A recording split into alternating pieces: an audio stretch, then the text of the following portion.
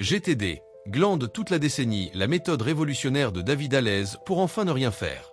Le déroulé de la méthode GTD à suivre très lentement. Étape 1. Capte l'idée, puis oublie-la. Note toutes tes idées dans un carnet. Puis range ce carnet. Puis oublie où tu l'as mis. Étape 2. Classe les tâches par humeur, pas par urgence. Tu ne fais que ce que tu as envie de faire, uniquement si tu n'as plus envie de rien. Étape 3. Diffère jusqu'à confusion. Chaque jour, reporte les tâches de la veille sans lire leur contenu. Objectif.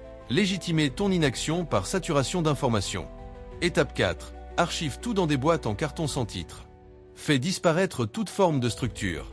Laisse ton avenir s'organiser de lui-même, ou pas. Étape 5. Célèbre les non-accomplissements. Fais des journaux de gratitude pour ce que tu n'as pas fait. Aujourd'hui, je n'ai pas répondu à 14 mails. Joie. Limites, dangers et pistes de recherche future. Attention, un excès de glande non encadré peut entraîner des épiphanies existentielles ou des poèmes spontanés. Il est recommandé de ne rien faire dans des contextes non agressifs, comme un hamac, un train en panne ou une file d'attente philosophique.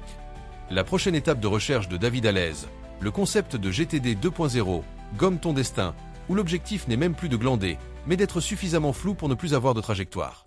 Conclusion inspirante mais fatiguée. Arrêtons de courir après la productivité, arrêtons même de marcher. Rampons, roulons mollement vers un futur où la to-do list est remplacée par une to-snooze list. Rejoignez dès aujourd'hui la communauté des GTdiens, le forum est vide mais accueillant, et les newsletters sont livrés avec 3 ans de retard. Parce que parfois, ne rien faire est le plus grand acte militant contre un monde qui va trop vite. Commande dès demain le livre et recevez-le dans une autre vie. Pas bouger, je suis resté là. Le monde courait à pas. Pas bouger, je regardais le plafond. Je pensais à rien, c'était bon.